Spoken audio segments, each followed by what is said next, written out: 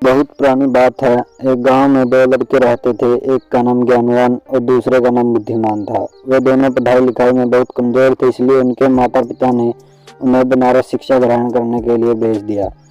उन्होंने वहां बहुत अच्छी शिक्षा ग्रहण की और दोनों विद्वान हो चुके थे। विद्वान होने के साथ ही उनमें इस बात का घमंड भी आ गया था कि वे बहुत विद्वान हैं। हर जगह दोनों ही अपने को श्रेष्ठ और दूसरे को नीचा दिखलाने का प्रयत्न करते थे। दोनों को कई बार इस बारे में शिक्षकों ने समझाया, लेकिन वह नहीं समझे। शिक्षा खत्म होने के बाद दोनों बनारस से अपने गांव लौट रहे थे। उन्हें रास्ते में रात हो गई और उन्होंने एक गांव में रुकने की सोची। जब जमींदार को पता चला कि उनके गांव में दो विद्वान आए हैं, तो उन्होंने उन्हें अपने घर रात्रि भोजन के लिए आमंत्रित किया। वे दोनों जमींदार के घर आ गए।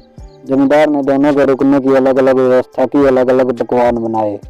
जब जमींदार ज्ञानवान के पास उसका हाल चाल जानने गया तो पहले तो वह उससे बहुत प्रभावित हुआ। फिर ज्ञानवान उससे बोला कि बुद्धिमान तो नाम का ही बुद्धिमान है, वह तो गधे का गधा ही है। ज्ञानवान की बातें जमींदार को अच्छी नहीं लगी। ज्ञानवान के मिलने के बाद वह बुद्धिमान के पास गया। बुद्धिमान ने बोला कि ज्ञानवान तो सिर्फ नाम का ही ज्ञानवान है, उसके पास कोई ज्ञान नहीं है, वह तो अभी भी बैल जैसा ही है। जमींदार दोनों से बहुत निराश हुआ। कुछ देर पश्चात उन्होंने ज्ञानवान और बुद्धिमान को भोजन के लिए बुलाया। दोनों भोजन के लिए आए। जब दोनों को थालियां परोसी गई तो थाली में घास और भूसा था।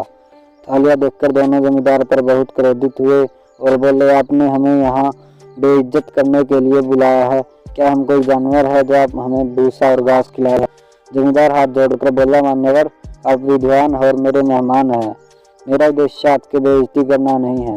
आप दोनों ही विद्वान होकर एक दूसरे को बैल और गधा बोल रहे थे, इसलिए बैल और गधे का जो भोजन पसंद है, मैंने आपको वही परोस दिया। जमींदार की बात सुनकर ज्ञानवान और बुद्धिमान को अपनी गलती का एहसास हुआ और दोनों ने एक दूसरे से क्षमा मांगी। जमींदार को धन्यवाद दिया। जमींदार ने भी दोनों को स्वादिष्ट पकवान खिलाए और दोनों की खूब आवभगत किया। तो आपको कैसी लगी वीडियो? इस वीडियो से हमें शिक्षा मिलती है, कोई कितना ही बड़ा विद्वान क्यों ना हो, अगर दूसरे को नीचा दिखलाने का प्रयत्न करता है तो उसे भी नीचा देखना पड़ता है। धन्यवाद।